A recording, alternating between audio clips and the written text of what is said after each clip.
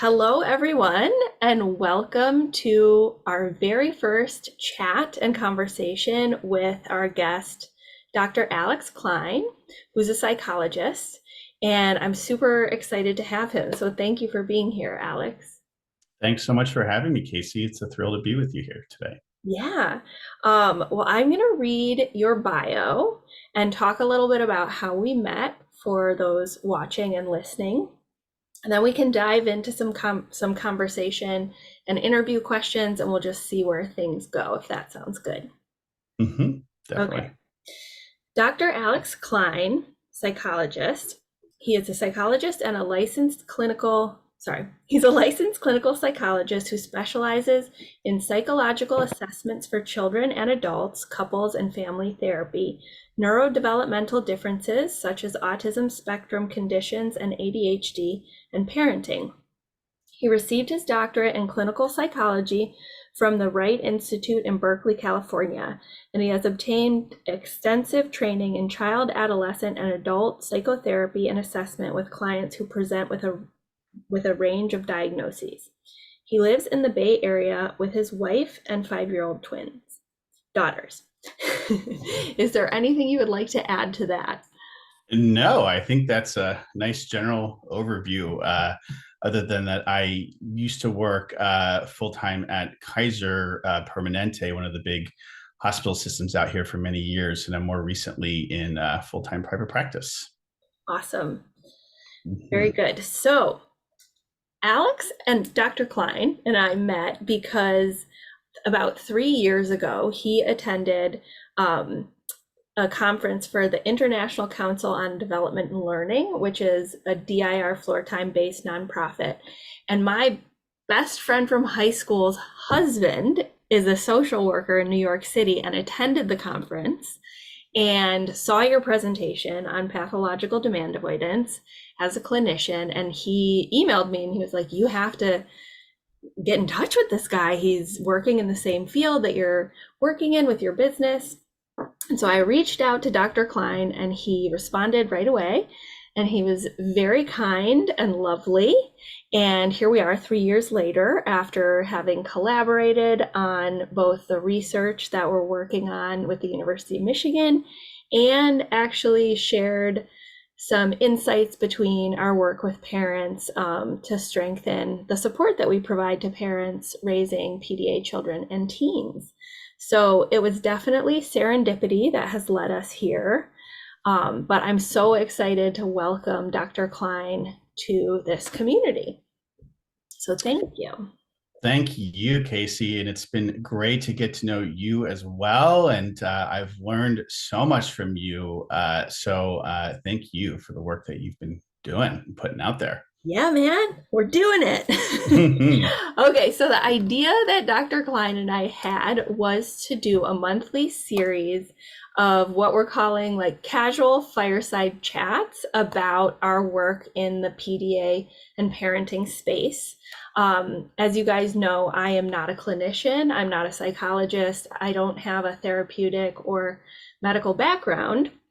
And so it was really exciting for me to have this opportunity to bring Dr. Klein's perspective and experience with a clinical background and expertise in the content area of neurodevelopmental disorders and neurodiversity and autism and ADHD. So we're going to be doing that, and we're going to be crowdsourcing questions from you guys in the audience. If you're listening to the podcast or watching on YouTube, you're going to get to participate. But since it's our first time with Dr. Klein, we are going to do a bit of an interview so you guys can get to know him and his perspective. So with that in mind, Dr. Klein, will you talk to us about what brought you to your work with neurodiversity in general? Yeah, sure. Well, there's a lot there, and I'll try to be concise.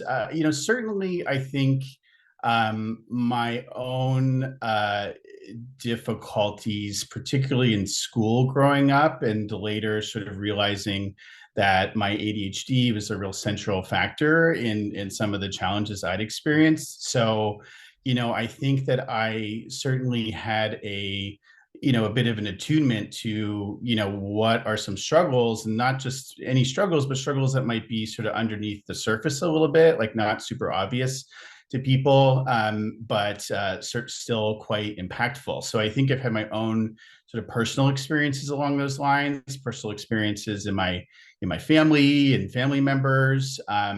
Certainly, the work experiences I've had, I started working more generally with kids as a teacher in a preschool, and then later in a school for older kids in a special ed classroom.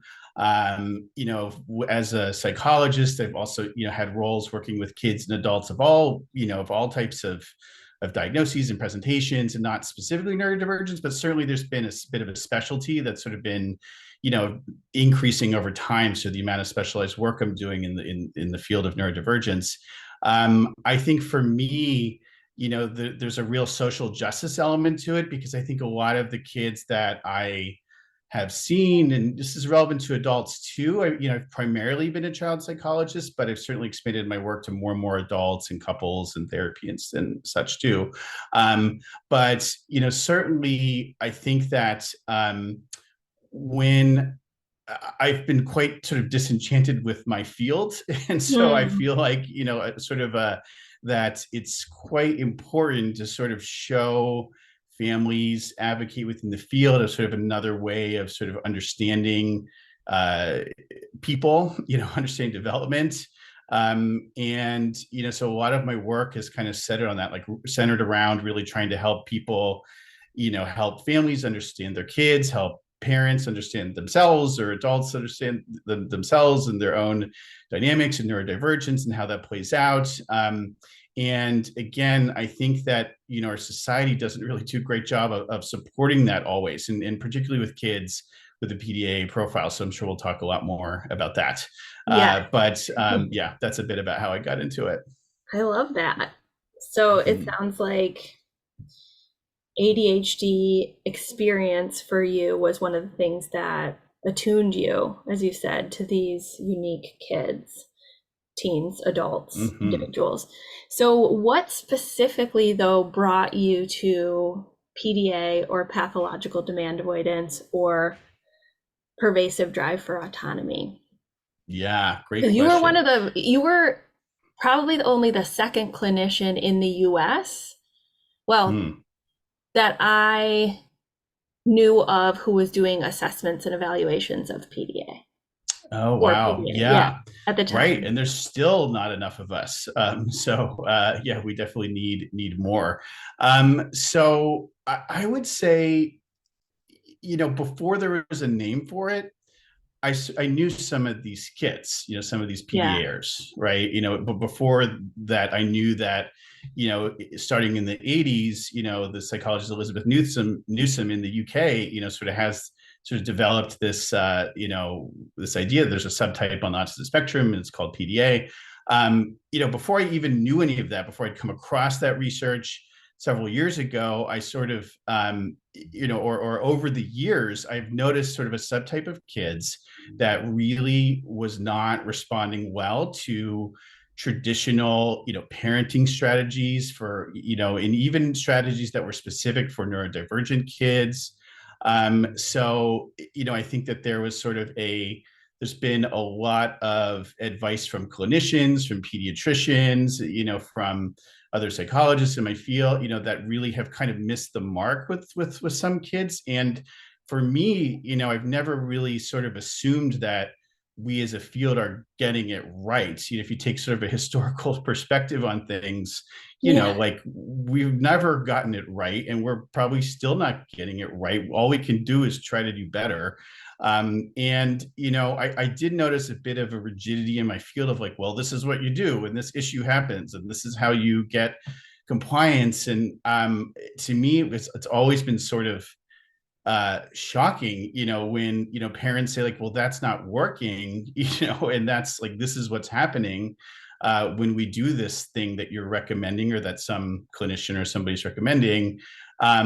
It's backfiring, but yet there, to me, there wasn't really sort of an adequate shifting of the recommendations and also, shift in how we understand the challenges. So I think that, I was already kind of noticing that kind of thing. And then there was sort of a name for it when I came across some years ago. I want to say like 2019, 2020, I mean, a while ago. Mm. And where I was like, wow, it's a bit of a light bulb moment for me. I know a lot of parents talk about the light bulb moment. For me, it was a little bit more as a clinician. And I have had so I think that my, passion for understanding PDA really comes from just sort of some increasing awareness that, there's another way that we need to be doing things, and we need to Mhm. sort of believe parents when they say that things aren't working. And we need to really kind of shift the way we understand certain kids. So for me, this is really critically important. We don't have great outcomes for many autistic people, and of course not all, and of course there's so much variability, but again, I just haven't been assuming that we're getting it right. So I guess part of it is sort of my trying to sort of adapt the recommendations of my understanding based on what I'm seeing. Yeah, absolutely. Yeah, it's hard to ignore the statistic about autistic lifespan being between Yes. 36 and 54 Yeah. years. And I often think about that when we hear like gold standard and evidence-based studies about like, well, this works. And what does works mean? Because yeah, maybe the kid was Right. compliant during a session, but Right. long term, how is it impacting their stress levels, their self-concept, etc. So Yeah. Compliant at a cost. Right. I know compliant at a cost, you absolutely. yeah. Yeah. Um, yeah, and so I don't have this question written down, but it just came up. When you started tuning into these kids and started to learn about PDA as a subtype with a name of the autism spectrum, how were you met by other colleagues, peers, psychologists in the space that you were working? Was there pushback or did you find a receptivity? Yeah, I think that I've experienced some of the same pushback that parents, unfortunately, in a more extreme way, experience a lot. From my experience, I mean, most parents, 90% or more, kind of have stories around, the pushback they've received when they've said, "Well, these strategies aren't working," or if they've come across PDA and they've, brought it up to their pediatrician or their therapist who says like, "Well, that's not an official diagnosis, so therefore." We can't treat that, or that's not a thing, lots of invalidation.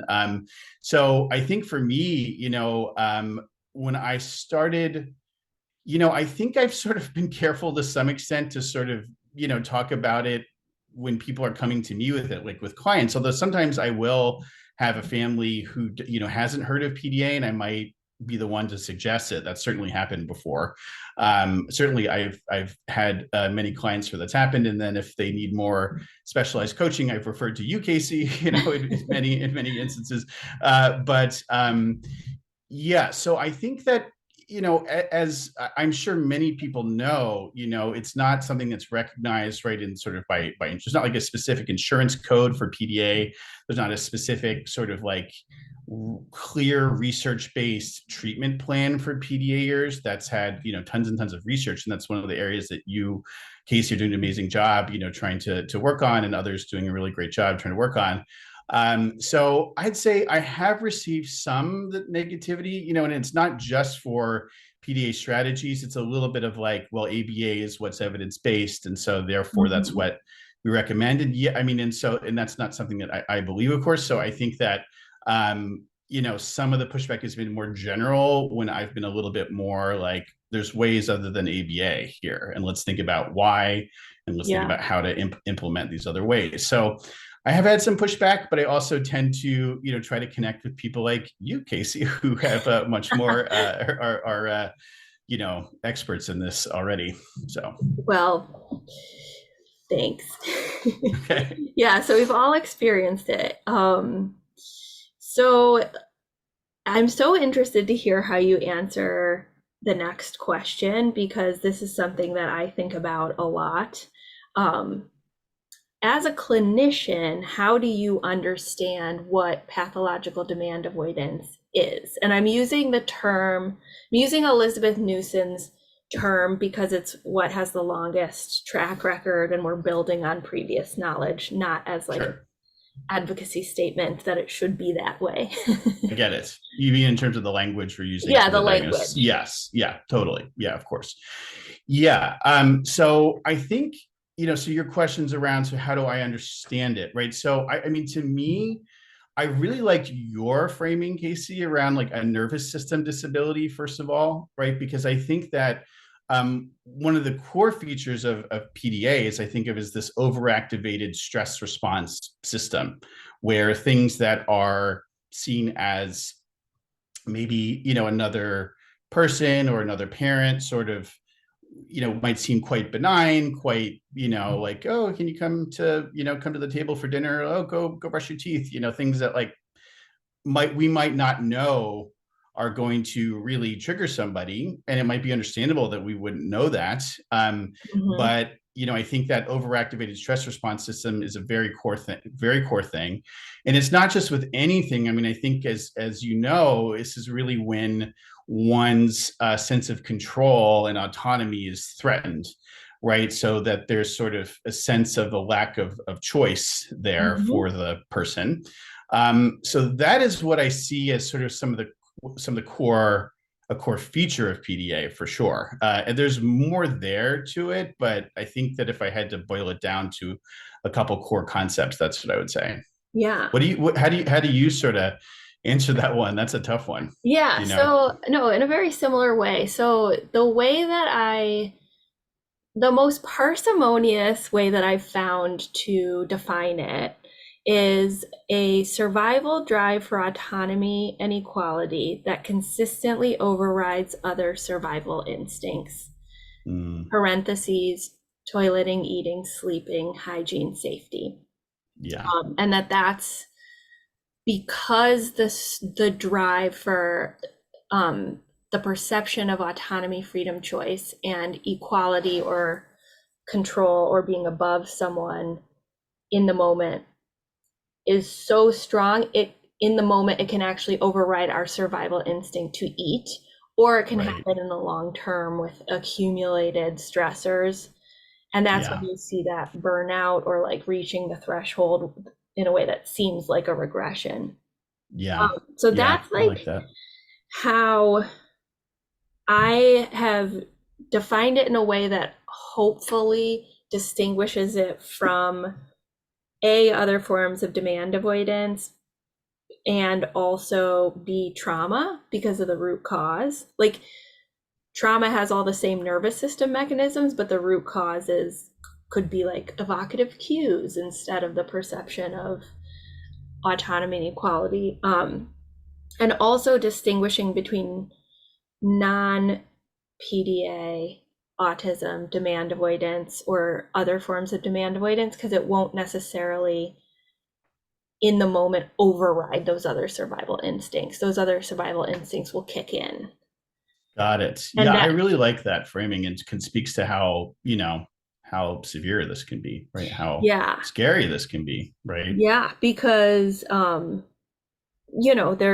and I think what makes it hard for those from the outside looking in, if we don't have a conceptual understanding, is that two PDA kids can look so different on this dimension, right? So, like, one could have this internalized or freeze pathway where it's like more shut down, and then that's impacting their ability to speak and sleep, right? They stop sleeping, they stop speaking.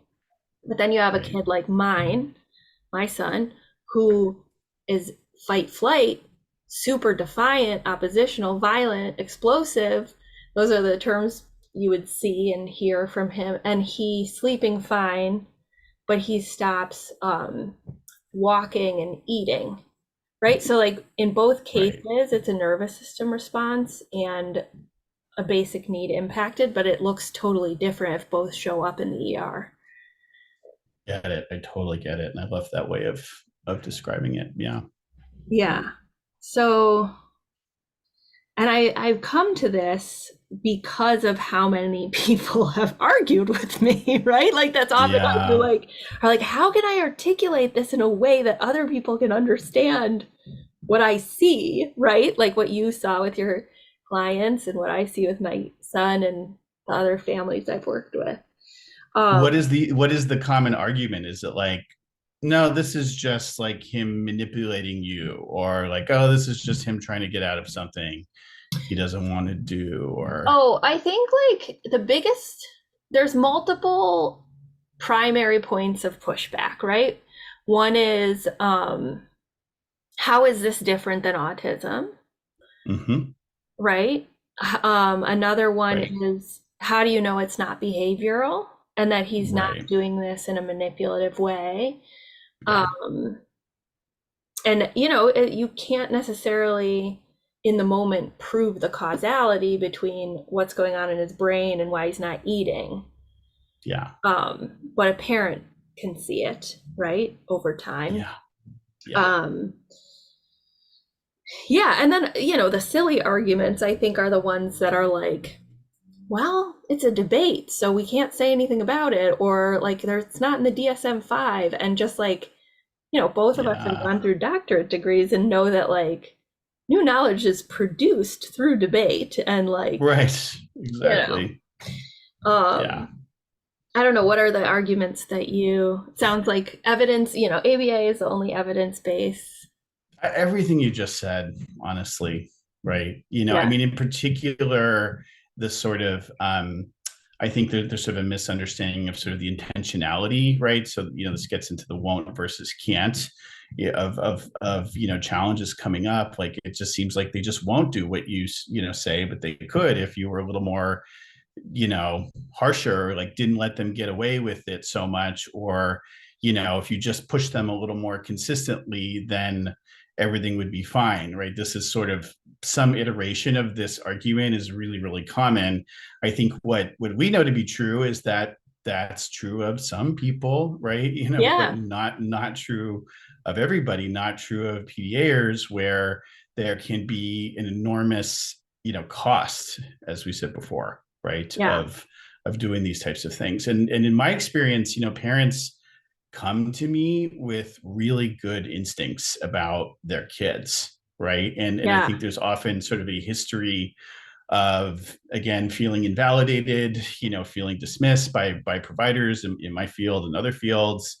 But oftentimes the gut instincts that I'm hearing are right on, that I really agree with. And I sometimes feel like the field that I'm a part of kind of pushes parents away from their gut instinct. And that's a real problem too. Yeah. Yeah, Yeah. absolutely. I love that. Um, well, this is a little bit of a caveat, but I was trained as a political scientist, and Mm-hmm. the underlying logic for all human behavior was rational choice, and they modeled it off of econometric models. So, like, Mm. any quote irrational behavior didn't exist. Like, Right. everything had to be rational and maximizing utility. And I remember this is a little dorky, but there's this game theory assumption about like if you have two types of pie, right? Like you have apple pie and cherry pie. Mm-hmm. And if I like apple pie between the two, and then someone adds blueberry, it's not going to change my preferences between the apple pie and cherry pie. But like that's exactly what it would do to my son, a PDAer, who's like, Mm. if Yes. if I'm imposing a change in the dynamic, then his preferences Mm. might switch from apple to cherry, which, according to who Right. has been trained, should not happen. I see. Yes. Right. Well, that gets into, I think that there's a way that, PDAers really, I think allow us to challenge a lot of assumptions we have, right? It's like around how, we must, kids will be good if we make them good, in some way, or kids must be compliant, and we must be able to control them and do what we say, right? And of course, we want to keep kids safe and and challenge them to grow. It's not a black and white thing, but I think, I've definitely found that the PDAs, help us challenge more broadly, you know, poor disciplinary practices in general, right? Yeah. It's not just specific to the autism population. Like I say this to families a lot. Like I think that um, like if you've sort of been reading about, let's say you go to the PDA Society's website and there's, a nice, list and description of helpful approaches to addressing, PDA related challenges. And, I tell families a lot that, if you're finding that that's really working well for your kid, like regardless of whether they've had the assessment for PDA, regardless of whether somebody's validated that for you or not. I mean, those are healthy, good strategies that might lead to less stress in your home. It's not like we're talking about giving a kid like an antibiotic when they don't need one. It's not like that kind of thing, right? Like this is something that is sort of really, I think, better strategies in general. I think, with both of my kids, like one of them might be, quite less challenging than the other around us, trying to get a certain thing done. But I would absolutely use the same PDA like strategies for both the kids because I just think that's a more respectful way to communicate with people, Yeah. and children are people. I don't think they're really seen that way. I've been thinking a lot more about the role of sort of childism, right? This term childism and how, we just don't really, things that we would never do to an adult, like we can do to kids. And like, why is that? I think, again, the PDAs, I think, have helped me to really sort of take a step back and reflect on my own views of parenting, of, how we control or don't control people and kids. Others. And Yeah. yes, exactly. Yeah. Yeah. Yeah. Yeah. I love it. Um, okay. So here's a question I get asked all the time. And I kind of respond often with like an agnostic response because it's not necessarily my question to answer. And you can pass the buck on it too, but I'm going to ask it anyways. Yes. So, do you believe that PDA is by definition always a part of the autism spectrum, or can a child or teen be PDA without being autistic? Well, such a great question. I think the first answer is that I say, because I do get asked this as well, is that we need more research, to really understand, Yeah. PDA as a construct, as a concept that, everyone sort of has a clear definition in our minds about what we're really talking about here. And I think, we've talked about this in the past, but there's many types of demand avoidance, right? So sometimes it's like, are we talking about, PDA demand avoidance? Are we talking about different kinds of demand avoidance? But I think that when you sort of described in your definition, Casey, of PDA as sort of, nervous system disability overriding survival instinct. I mean, in my experience, the kids that have the most extreme, PDA, or like a full blown PDA profile, let's say, Mhm. to me, they're also kind of more generally meeting autism criteria, although it is almost universally, uh, or well, so I see a disproportionate amount of folks who the diagnosis has been a broader autism spectrum diagnosis has been missed because of broader stereotypes about autism. That's a Mhm. big thing. Like, oh, your kid looked at me in the eyes, or like, oh, he's social and wants friends, therefore he can't be autistic. We know that's not true, and that's based on stereotypes. But so that's one thing I keep in mind. But I think that my am I seeing kind of full blown PDA profiles outside of the autism spectrum? Not really. I would say that I see PDA flavors, though, if that makes sense. Yeah, But I still totally. think that it's going to be, I still see PD flavors and traits outside of the autism spectrum. But again, I think that's going to be an easier question to answer, like as we get With research. more research into this. Yeah. Yeah. How do you think about that? So curious. Yeah. So, I'm not a clinician or in the medical field like you are in the same way. So like I often think of things through an identity lens, and like out of my own curiosity and also for the for the community, ran a poll on like, if you identify as PDA, do you also identify as autistic? And Mm, it was, I think there was like 150 respondents, and it was like 67% definitive yes. um, and then it was like 20% were unsure, and then the remaining were no. And mm, so that's sort of in the space of like my coaching and my work with families is much more in the like self concept and identity space.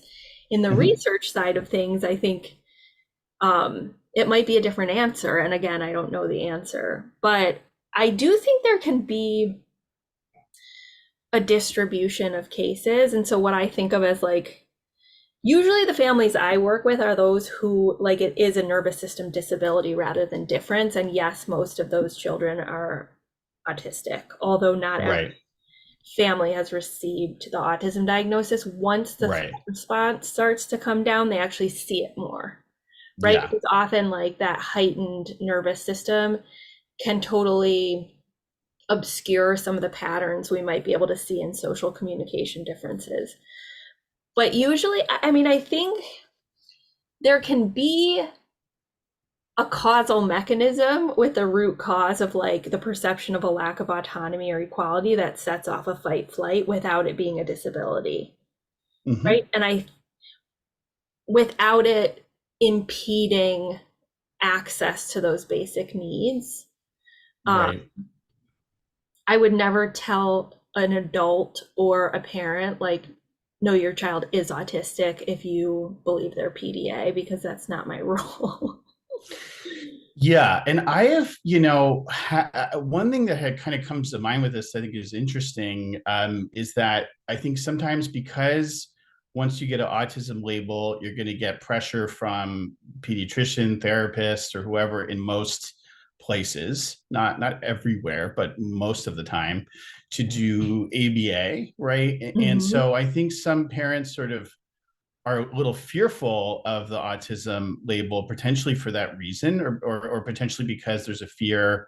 Maybe it has to do with some stigma around the label of autism too, right? There's, that could be a factor for some people. Yeah. Or again, like a fear that if that is sort of identified, if anything other than PDA is mentioned, then people are going to do things for my kid that are not good for them, that are harmful for them. So Mm. there can be that place of fear. So I think sometimes when I hear that question, like upon further exploration with a family, like different things along those lines come up. Yeah, So, yeah. And with my work with families, and in my own life actually, like once my son's nervous system activation came down and he started speaking more and we started accommodating more and he stopped masking or retreating from us as much, he would do much more stimming, some of it very joyful, right? And he would mm, actually talk to me, which he never mhm, really did. He would say stop talking or growl or like shout or right, distract or, pretend to be a cat. And so when we actually started to have a connection, I could see where the social communication was different. right, Whereas before, when he was just sort of reactive, it just seemed like paradoxical or unusual behavior, right? yeah, So sometimes I find that parents can see it more, and that can be scary for them, right? When the behavior starts to come down, they're like, oh, my child may actually be autistic, right? right. Um, That's a really good point. I hadn't thought of that. yeah, so Yeah. that definitely occurred with my son. I do think there's, I hold parents very lightly when there's resistance, and I'm just like, we don't have to decide. Like, it's an empirical question whether or not these accommodations support your kid. We can experiment, I you love collect that. data. If it doesn't work, we look through a different lens. Like, we're not attached to this as like, we don't want to repeat the like ABA thing, right? Of like, Right. this is the only way to do things. Right. Exactly.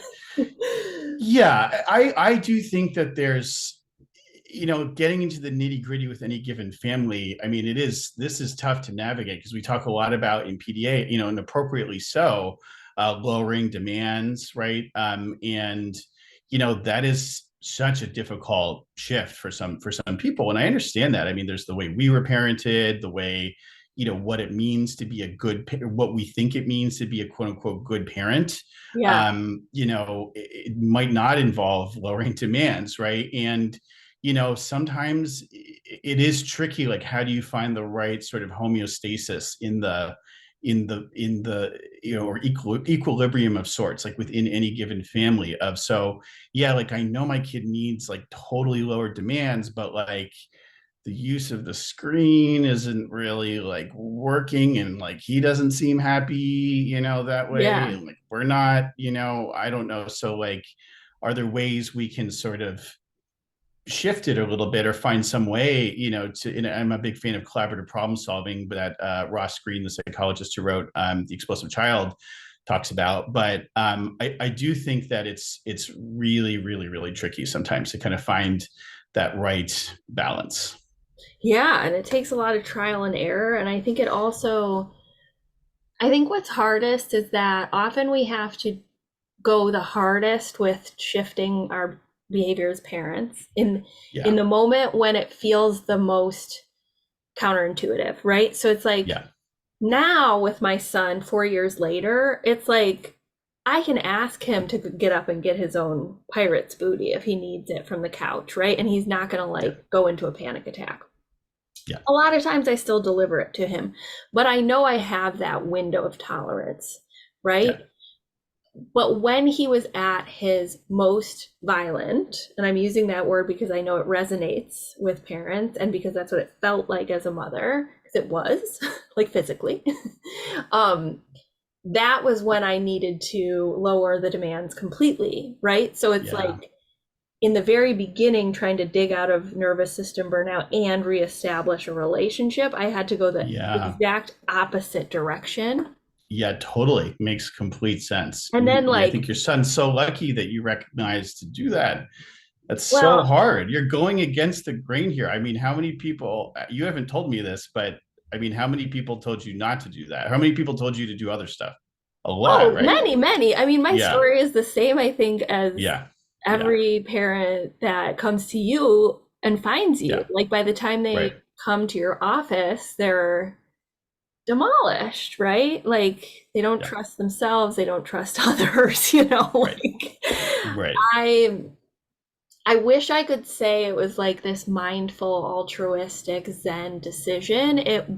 Like a lot of parents, I was at the point of like absolute despair and knowing like I know that I've done everything I could according to what people told me, and I know it's not working. So like we have to try something different, right?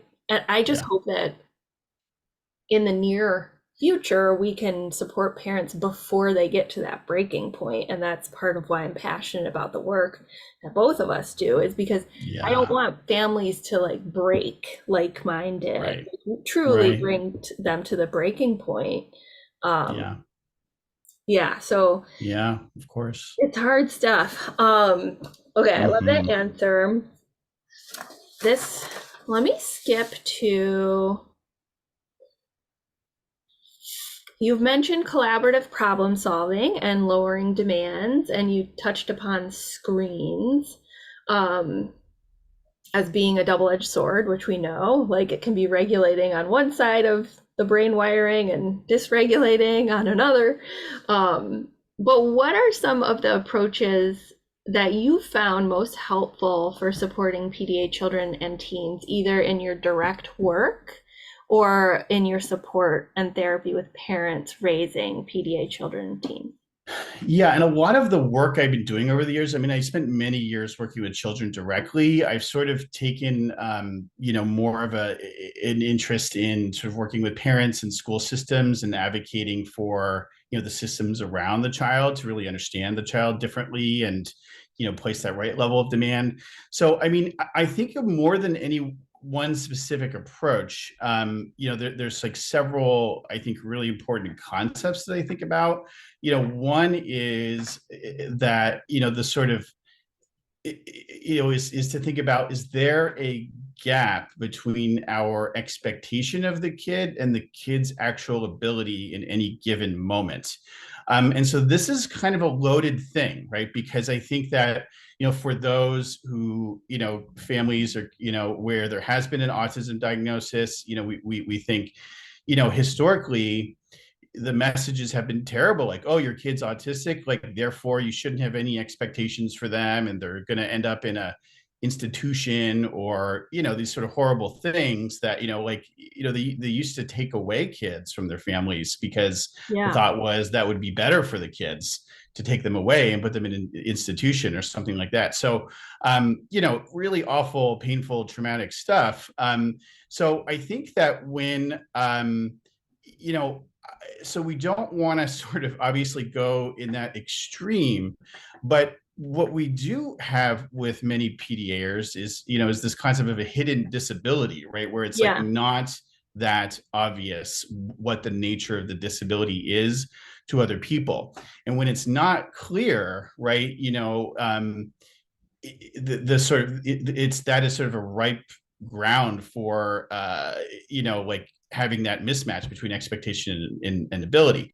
And it's a ever changing dynamic, right? As I said before, we're trying to find the right equilibrium for your family. I think that, so I'm constantly trying to look at, you know does the parents understand why a kid is doing what they're doing, why it's not intentional, right? Like why, we need to sort of, again, lower demand in a particular moment or day or month or year.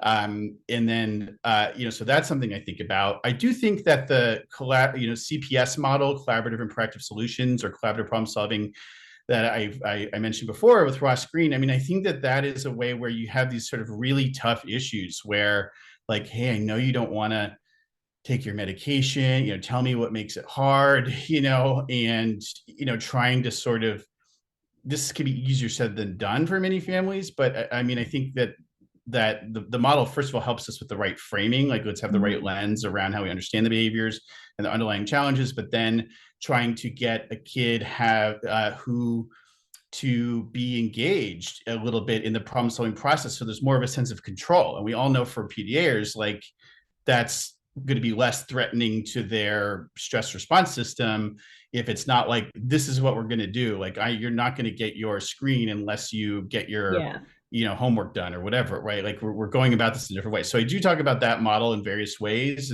depending on the age and the abilities of the kid. um I'm certain, as I said, I'm talking a lot about this sort of, thinking about what are the hidden stressors for kids throughout the day. I mean, that's a really critical thing. I think that when we, again, because the disability is hidden, I don't think that we often really know, right? And the kid may or may not be able to tell us. The kid may know and not tell us. The kid may not know how Mhm. dysregulated they are when they had to go to the cafeteria, but how hard that is. But and they can't really tell us when they get home from school. But we might need to be that sort of stress detective, right, to kind of figure out, like, what are the hidden sources of stress. So that's a concept I'm constantly talking about. I do really like the concept of spoon theory that some of you've heard of, maybe, that Yeah. where it's like, do I have the sort of how much gas is in the tank to get the thing done? That's a really important concept, right? That again, I think that can move up and down, right? Again, and hopefully our expectations can move with it, right? Of the adults around the child, if it's a child, hopefully our expectations of the kid can sort of, again, sort of get match up with where their abilities are in any given moment. I think I'm largely really, trying to help people, both reduce the stress, right? It's that concept of managing the stress, not the behavior, right? So we're Mhm. always going to the root causes you talk about so eloquently, that I really agree with. And So that's a concept I'm really talking about, always figuring out, well, why is this problem happening and what should we change?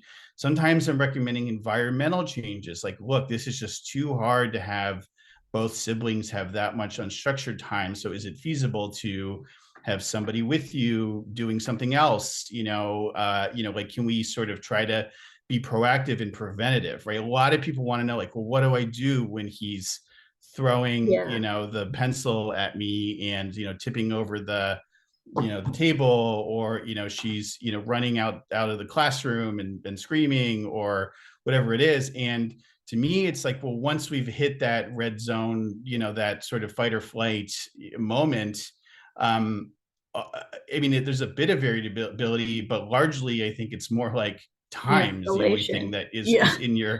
is that's going to work there, right? So, like, how do we get through those minutes or hour, hopefully not hours, but, get through those minutes, minimizing the damage, and then how do we use it as a learning experience for the next time about how to potentially prevent that? Like, oh, he was extra stressed because, like, he couldn't watch the thing he wanted, and A, B, and C, had this sort of cost to, to his nervous system. So therefore, let's use this as a learning experience and see if can we, to the best extent we can. I mean, parents can be doing an A+ job and not prevent all the problems. I mean, it's just not possible, right? Like, things Totally. are going to happen. Yeah. The curveballs are in life are inevitable, but doing the best we can to try to have that sort of preventative approach. So those are some of the main concepts I'm talking about. It's kind of a long answer, but I think that, a lot of what I talk about could come down to some iteration of that. Nice. I like it. Um, do you have any examples of what progress for a PDA child or teen might look like? So, for example, like I often encourage parents to collect very incremental data as we're starting to shift things, like on 3 dimensions: basic needs, shifts, connection, and nervous system activation. So, like, we might track length of meltdowns, frequency,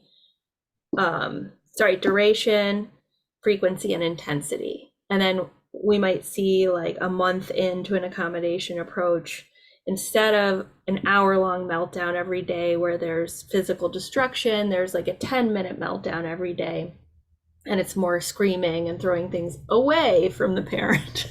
So, like, it's super incremental. They're still having meltdowns. Or, the child, instead of kicking the mom off the couch, might, like, put their feet under her thighs 2 months into an accommodation approach. And that's like an indicator of connection, right? And then when we see sort of transformational stuff, like going back to school, or, joining a sports team, or, the child or teen stepping into their identity and, like, owning it and loving it, like, that happens over the course of years, right? Yeah. Like, my son's 4 years into an accommodation approach, and it's only now that it's like, oh my gosh, he's like playing a sport, right? Right. Um, Right. so, we have those two ways of looking at it: long term, um, and the incremental, which is usually where I'm working with parents because we don't spend years together, but it's the foundation. Do you have any anecdotes or examples you could share, or you can anonymize and combine if that makes it easier? Yeah, I mean, there's sort of so many dozens or hundreds even of cases that sort of come to mind, right? And, I mean, a lot of families I work with are in some iteration of being, in it, as I say, or in the struggle to some Yeah. extent, and we're sort of helping, wade through that the best we can. And then, of course, some are getting to much better place over time. So, I mean, I think, said it quite well when you mentioned, nervous system activation, the relationship and the connection. I think there was a third thing you mentioned. The basic needs. So, Yeah.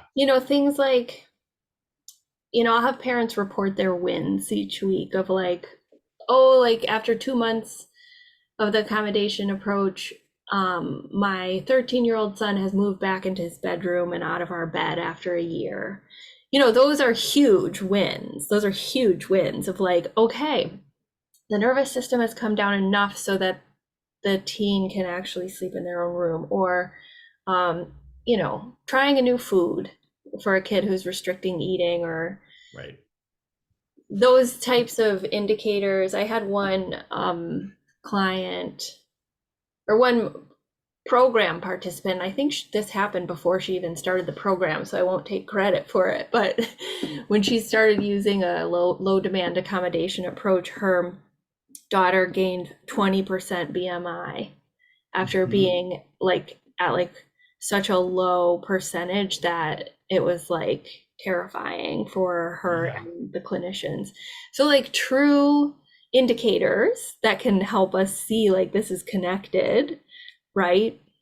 But it's often in retrospect. Like we have to try Yeah. something different and see how things shift, Exactly. but we can't prove it beforehand because it's all happening inside the body and the brain of a child. Yeah.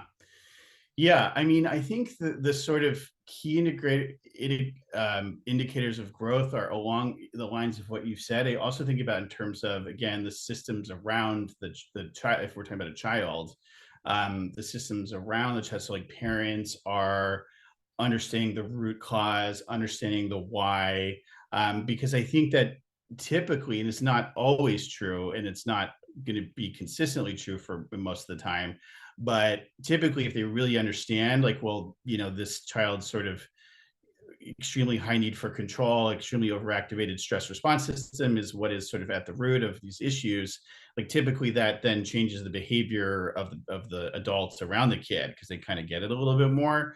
So, I mean, sometimes that's a metric is like, are people really getting it, right? Or the adults around the kids, is the school knowing that, what, it's like way too hard to try to make this kid do writing, but maybe we'll give 5 minutes where they can just talk about their thoughts about this thing they're supposed to write about, and maybe Yes. I'll jot it down, right? Excellent. Or Yes. yes, yeah. Lower the demand So of the writing. yeah, so I'm kind of like thinking about, right, like, how the growth in the adults around the kids. So, but to your point, with a child, I mean, absolutely, like the degree of connectedness, and I think that we always want to see if we can kind of proactively create more positive connection, more co-regulated interactions with kids, because I think that that can be something that really gets lost when we feel like we always have to be walking on eggshells, and I can't get my kid to do anything. So I think that sometimes, as I think we've lowered demands more, that becomes a little easier to kind of like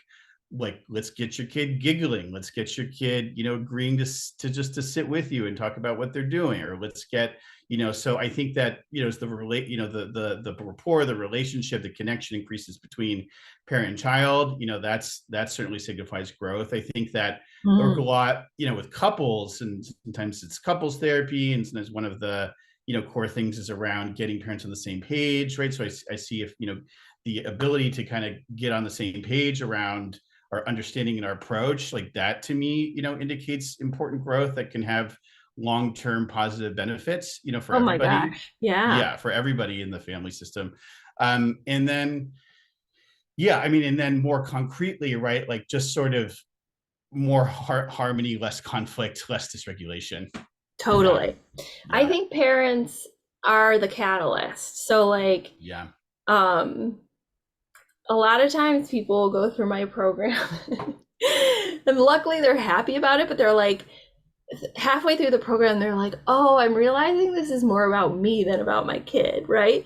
Because Mhm. it's like as soon as they truly accept their child and some of the Yeah. trade-offs that come with that, then they start to truly relax and signal felt safety to the child, and then their nervous system is less activated and it becomes like a virtuous cycle upwards rather than Yeah. like a vicious cycle downwards of power struggles, right? Yeah. So it's Yeah. like the school and the parent around them really like creates that safety. Yeah. And then paradoxically, like I think sometimes what I see is that we've sort of lowered demands, and appropriately lowered demands to a point where there's not this sort of highly stressed, activated kid, and then at some point it becomes more bandwidth to get the kid to take the shower, or Yeah. I mean, I think sometimes parents think that, oh, if we don't stay consistent and just like make him brush his teeth twice a day and, make him shower every other day or whatever it is, like we're going to lose that ability, right? Because we're not consistent about it. And like, these are the messages that we heard growing up or that clinicians in my field will send. And, but sometimes it's not that simple, right? Like actually we've sort of built up more of a foundation of trust and safety and tolerance, so that then your kid can do some of these more priority items that you want them to Hmm. do. So I do often see a link between, right, like closing that gap between expectations, ability in a moment. And once we've closed the gap, then we could also inch up our expectations at some point, right? Or the kids will surprise us and just do the thing that was so hard. So I do see this happen. That's why I believe in this approach and I support this approach. But again, it's so hard to find the just right challenge for kids when the challenges are often invisible. Like Yeah. if your kid had like cerebral palsy and a physical disability that made it hard to get their shoes on by themselves, like most people are going to be, kind of empathic to that or not have, kind of an angry or irritated reaction to that, right? But if this is a Hmm. nervous system disability, when the kid can't get their shoes on because it activated their already overactivated stress response system because they didn't have a say in it, because they were going to do it anyway. But then when told them to do it, then they lost a sense of control. So now they're really not going to do it, even if they were going to do it in the first place, which is a very PDA like thing I see. Um, you know, then these are sort of very hidden to people. So I've often had this sort of fantasy that, like, there was some kind of those like mood rings, if there was some way that there'd be like they'd like turn a certain color when, like, hey, I can handle you telling me to put my shoes on, right? But like, Yeah. so like the parent could see like in a very simple way what the color is, but that just doesn't exist, right? We don't have Yeah. something that works that well, unfortunately. I think um yeah, I think a lot of parents learn to be the mood ring. yeah, Like at this point I can like see in my son's brow and eyebrows and the tone of his voice and like I yeah, can like feel his energy and I'm like, "Oh, yeah, gonna put the shoes on for him." But it right, took all that connection and observation yeah, and time yeah. to get there. And it took you also knowing that you are still a good parent, and when you are putting your kid who's old enough to put his own shoes on, you're doing it for them. Because I Yeah. think that there's these messages that, like, no, we must promote independence, and like you must stay consistent with your demands, and like these are stuff that have huge negative costs, and like I don't think we've had been flexible enough in how we think about that. Yeah. No, totally. It's pervasive in lots of different areas of our society, though. Yes, Compliance, totally. control, hierarchy. Yes. Um, yeah, we could have a whole session on that. Okay, so I'm gonna ask one more question to wrap us up, and I think I'll go to Sure. your question that you submitted, and you're like, we should talk Yeah. about this. And I Well, I think want this to is, hear your thoughts about it for sure. well, I Yeah. feel like I don't have as many articulate thoughts Okay. I about don't know if I do either. That's why I posed it as a question, but I'll try. What if Yeah. what if I asked the question and both of us were like pass? Yeah. Let's try it. Yeah. Okay, I'll riff a little bit because it's Okay. interesting, right? Yeah. Um, why do we think there is such an increased interest in PDA over the last couple years? Yeah. Yeah. I can riff a little bit. I mean, I have some ideas. I don't really know, right? But I have some ideas on that one. I mean, one is that maybe there's sort of a broader move towards gentle parenting type approaches, like maybe there's some broader shifts that this sort of like intersects with. That's a thought. I think that we more broadly have become more aware of the different ways autistic people can look, and that there's been some incremental progress. I mean, there's so much progress needs to happen. It's hard to say there's been progress, but I do think there has been incremental progress in with the neurodiversity movement, with people sort of recognizing that maybe stereotypes aren't quite as pervasive as they once were. And I think many of the PDAers, right, like the autism might be hard to see. So this is something that is like parents might sort of latch onto, is like, oh, like I have thought autism, it was always my Yeah. kid, they just always said he just had oppositional defiant disorder, but like I always thought something else was going on. So I think that maybe there's just sort of like maybe it intersects with this broader recognition of autism spectrum and the breadth of the spectrum potentially.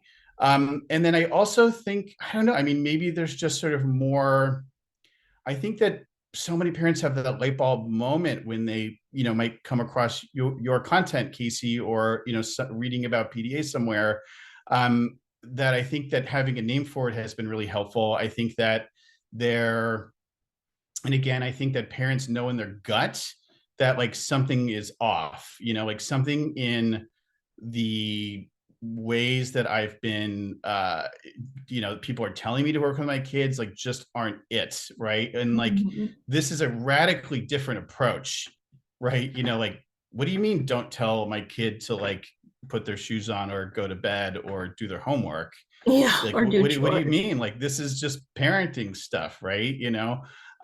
So but I think again, I mean there's I think like a lot of families out there where they kind of know in their guts that something isn't working, and that they need to change the way they're interacting. So then I think you read, oh, this is like not just me, being a too like not being being as much of a disciplinarian as I need to be or something like that because that's what somebody told me to do, or that's what how I was parented, or so there might be something to that. But I mean, it's an interesting question. So what do you have other thoughts on that? Um, I think everything you said, I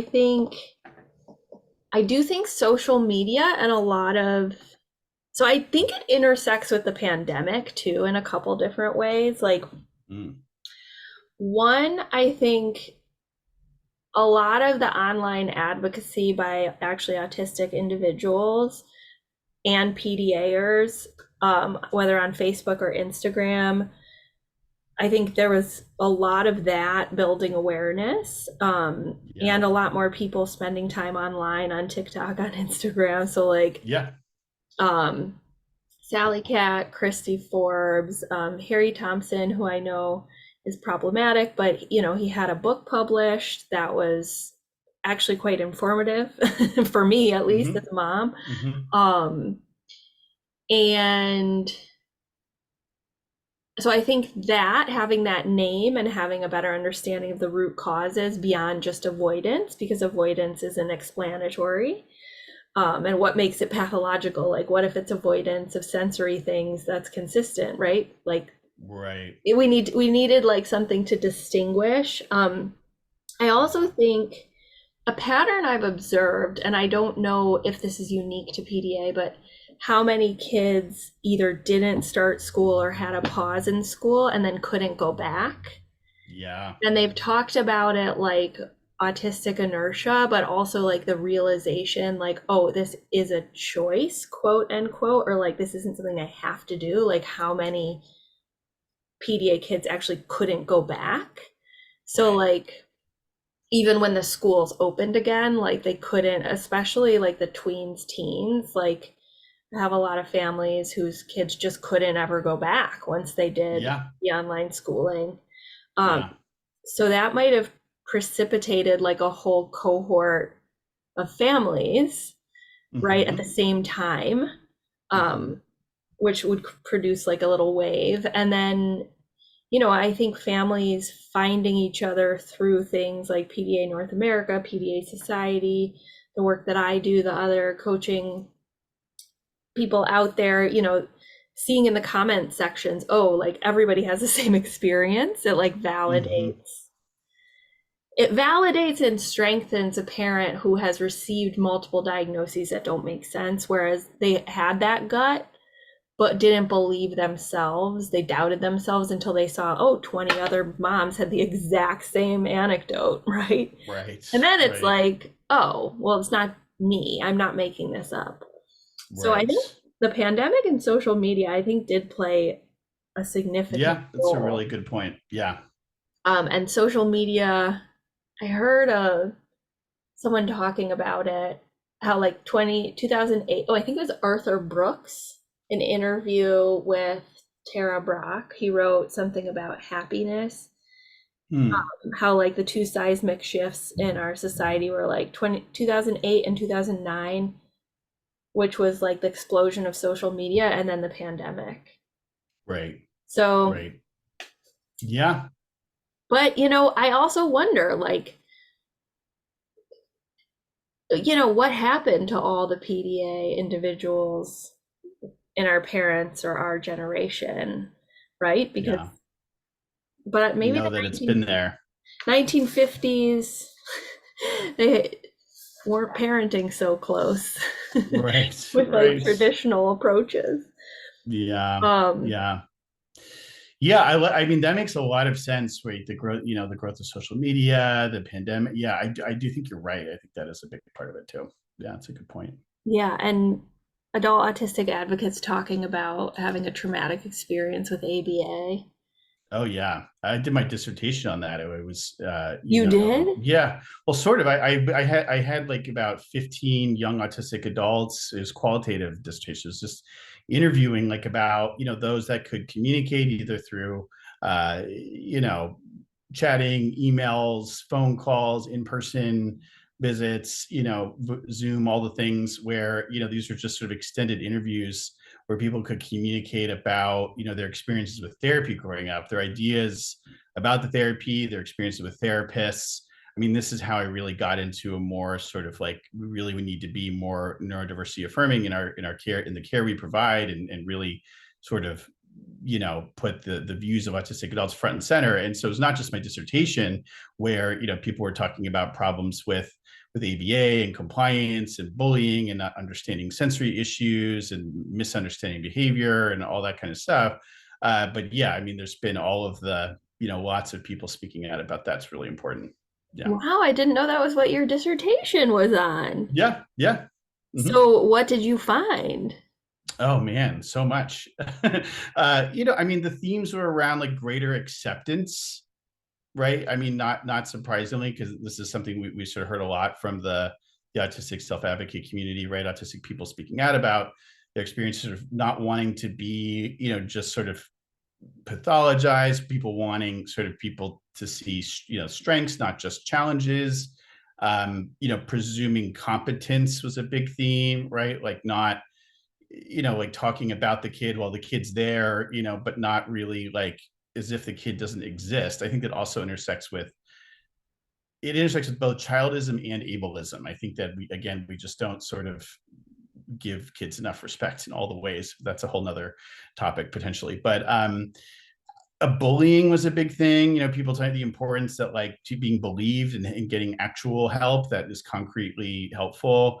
Understanding more about sensory experiences that I think, maybe there, again, there's been incremental progress there, but still not enough. Like we still need a lot more people understanding, what sensory processing challenges really look like. Because again, if you're not thinking with that lens on, you might not understand why a kid can't come to the assembly, or Yeah. be in the crowd, and you might just think they're being Uh, oppositional and difficult, right? And then we're missing something if that's the lens we have, right? So yeah, so it was. I mean, if you have 3 hours, I could talk to you more details about the my dissertation, but those are the kinds of themes that came up for sure.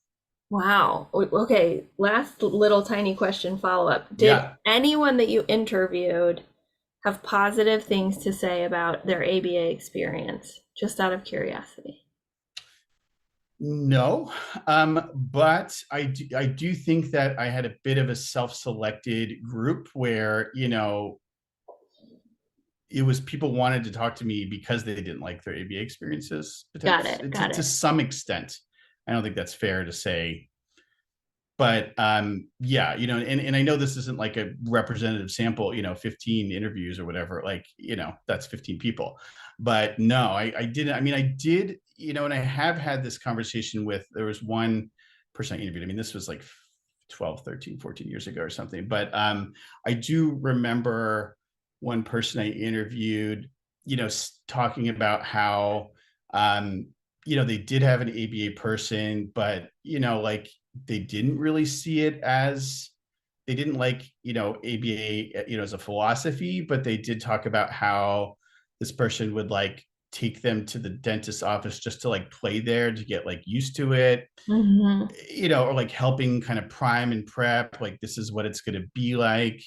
And, so I think that within, like one can be broadly critical of the philosophy, but it doesn't mean that every single action one does, despite it being, covered under as an ABA service, there could still be something good that somebody does within that. So I guess I got like one example of that. But I Yeah. mean, there are families that talk about that too. So Yeah. yeah. Yeah. This is not to judge Yeah. BCBAs or families that choose that route. Yes. Um, I was, I mean, we have to do with what's covered, right? It's also an access issue, right? Like we're not, able to offer covered services and providers and people that, like ABA is the primary thing that's covered, right? So yeah, that's a problem too. That's a broader advocacy issue, you know. absolutely. Absolutely. Yeah. So much to talk about. So much fun Yes. talking to you. So Um, great, Casey. I'm so so much. glad we got a chance to chat. I feel like it's been a long time coming. It's been nice chatting with you over the years, but I feel like it's been great to do this in a little bit more of a, I don't know, direct formal capacity or something. Not Yeah. that I feel that formal, but yeah. Well, we're pretty cash around here. Yes, Um, me too. well, thank you so much for your time and expertise. To those of you Of course. listening, um, I am going to share in stories on Instagram, and also for those of you on the email subscriber list, a way to submit questions to me and Dr. Klein so that we can put your questions front and center for our next fireside chat. Love it. Um, Thanks for Love it. listening, everybody. Thank you. Thank you, Casey. Great to connect. Bye.